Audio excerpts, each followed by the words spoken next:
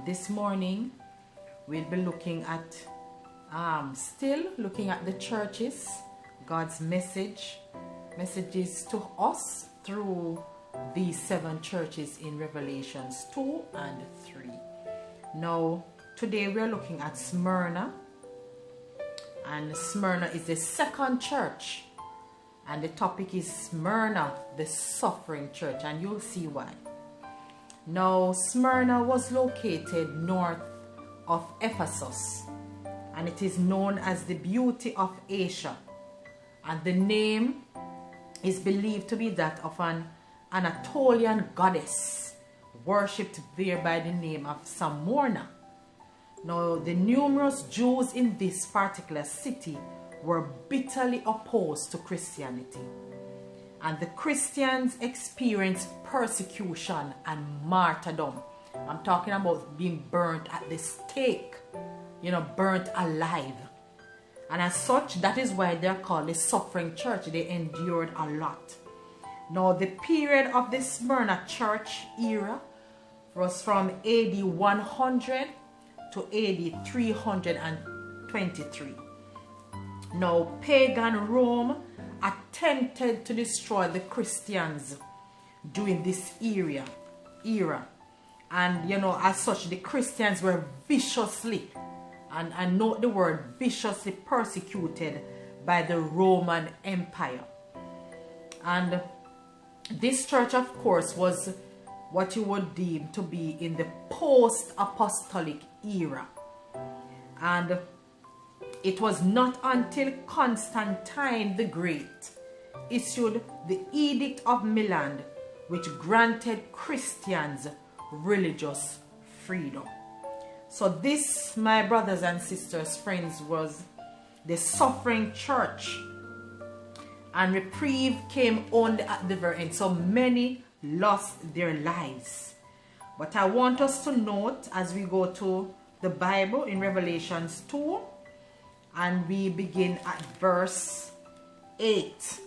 And I want us to note how Jesus came to this church, because it is very important that we take note of this.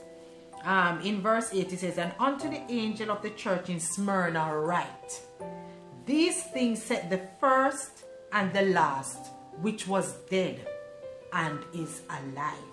So Christ comes to Smyrna as the first and last, which was dead and is alive. No, so he comes as the resurrection and the life. Because remember, they were viciously persecuted.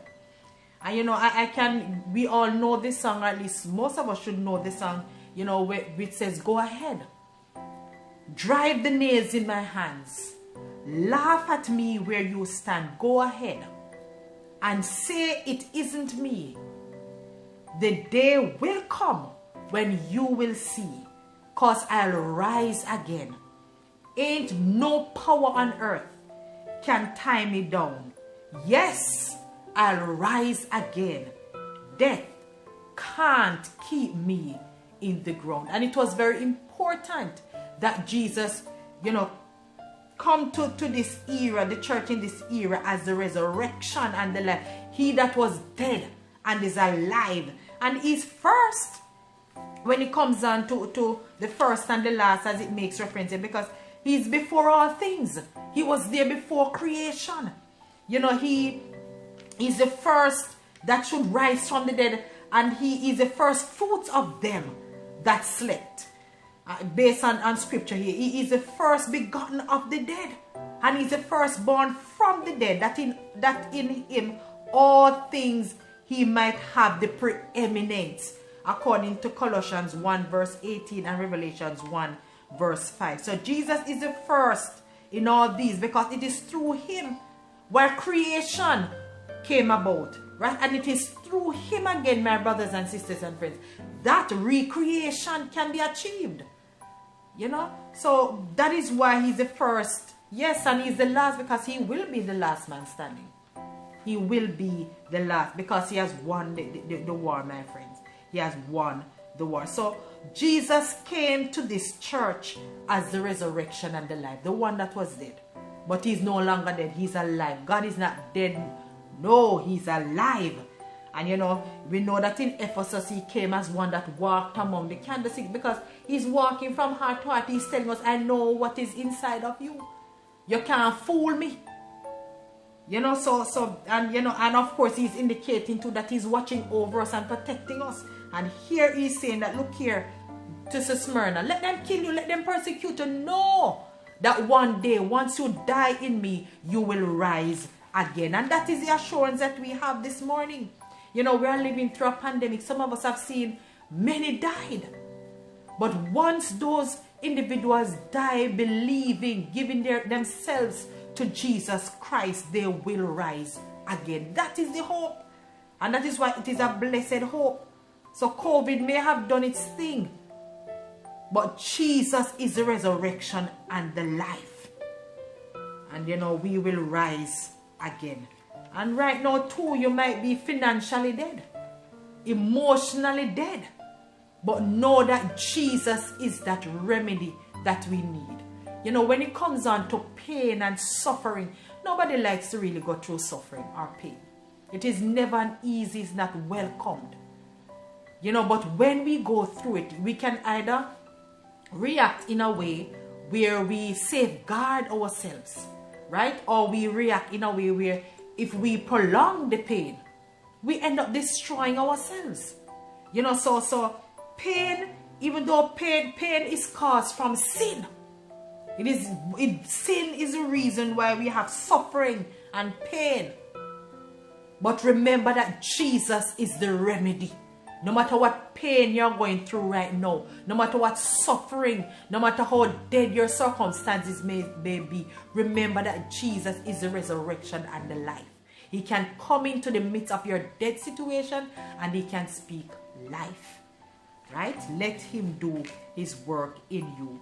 So here, Jesus is standing and he commends, you know, and if you should notice when it comes on to Smyrna, Jesus, you know, only have commendations, no rebuke.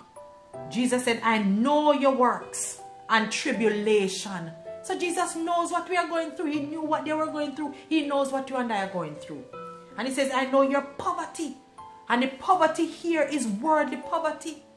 You know, these persons weren't aiming to be rich in this world's goods. You know, but Christ said, but thou art rich. They might be poor in this world's goods. They might not have any status. They might not have any possession or positions. Because when you're persecuted, friends, you have to be running for your life. But one thing, they were rich. They were rich in faith. They were rich in patience. They were rich in meekness. All the fruit of the Spirit. And that is what you and I need if we are going to make it out of here. You know, rich spiritually. Be poor when it comes down to this wealth. But let us be rich spiritually. And Jesus says, I know the blasphemy of them which say they are Jews and are not, but are the synagogue of Satan. You think Satan don't have him church? Satan have him church. Does Christ have his true church? Satan have his church. So we have to be mindful. So there were Jews there that told you the Jews did not like the Christians in Smyrna, that era. Right? But these were not, if they were truly Jews, they would not hate their brothers and sisters. You know, and just we can even say if in the whole thing that is happening with the races and all of that. If we truly love Jesus, skin color don't matter. If we truly love Jesus, the class doesn't matter. If we truly love Jesus, our socio-economical background does not matter. Educational background, it doesn't matter. You know, matter if I can put my English together and you can't. It doesn't matter once we truly love Jesus. Remember, the Ephesus era was all about love. Having that agape love people unconditionally. You know, so that is what the Smyrna folks here had that. And though they were being persecuted, they remained faithful. And friends, you know, the whole synagogue of Satan, because if you're not a friend of God, my brothers and sisters, friends, you know, what we have done, even without choosing to, because we claim we don't choose, but once you don't choose Christ, unfortunately, you might just be forming an alliance with the enemy, with Satan himself, and we have to be very careful. You know, we talked about Cain worshippers the other day. We have to be mindful. You know, Jesus goes on, so he covers their commendation in verse 9. And in verse 10 he says to them, fear none of these things which thou shalt suffer. Behold, the devil shall cast some of you into prison, that ye may be tried, and ye shall have tribulation 10 days. And that 10 days there prophetically is 10 years. And they endured some severe persecution during the 10 days there. Of course, meant when it comes down to prophecy, means 10 years. Okay, we use Ezekiel 4 verse 6, and we use Numbers 14 verse 34. It's a day-year principle. So when prophecy says 10 days, right, literally it means 10 years.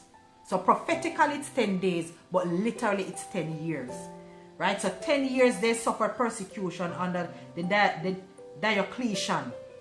So that persecution was from AD 303 to AD 313. Right, so they suffered that persecution there. But Jesus said, be thou faithful unto death. Be thou faithful. Fear not. Be thou faithful. That is why Jesus had to come to them as the resurrection. They may kill you, but know that you are going to rise again. Right? And Jesus tell them, fear not. Why are you afraid? Perfect love casts out all fear. And that is why the Ephesus message is important. We must have that agape love, so that it casts out all the fear that you're going to have. Because fear, when you have fear, friends, it is telling us that we don't trust God as we should. Right? So we have to reach that point where we fall in love with Jesus and allow the Spirit to impart that love that we need. Right? Now, so they were heavily persecuted. But because when it comes down to suffering, let me say this. You know, many times when people suffer, they look for persons to blame. Right? And many times persons to give up. They give up their faith. Why am I going through this and I'm serving God? You know, look how many years I'm returning my tithes and offering, and now this can happen to me. You know, why me? And we start to complain and to murmur. But look at what the Smyrna folks said during that era. They did not complain or murmur. They endured. Because as Jesus told them, be faithful unto death. We have to be faithful unto death. It is death before dishonor. We must be faithful if we are going to make it into the kingdom. You know, so the message of Smyrna to us this morning is faithfulness in tribulation.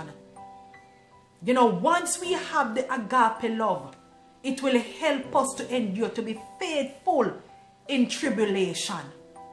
And we need all of these traits. As we sing the song, press along, saints, press along in God's own way. Persecution we must bear.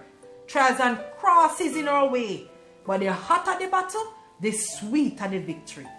So let us move forward, my brothers and sisters.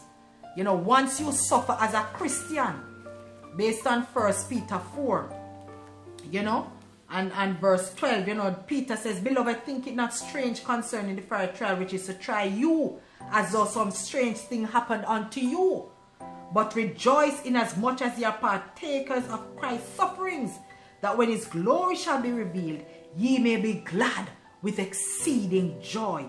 If ye be reproached, let me just continue reading. If ye be reproached for the name of Christ, happy are ye. For the Spirit of glory and of God resteth upon you. On their part he is evil spoken of, but on your part he is glorified. But let none of you, Peter warned, suffer as a murderer, or as a thief, or as an evildoer, or as a busybody in other men's matters. Verse 16, yet if any man suffer as a Christian, let him not be ashamed, but let him glorify God on this behalf. You know, so once you suffer as a Christian, you're in good standing. So let us ask the Lord this morning to help us to be as the Smyrna, the folks in Smyrna. You know, as he advised them not to fear, but to be faithful unto the end, because Jesus, their reward, they're going to get the crown of life. Crown of life, my brothers and sisters. And they're also, Jesus even said in verse 11, you know, he that hath an ear, let him hear what the Spirit said unto the church, is he that overcometh shall not be hurt of the second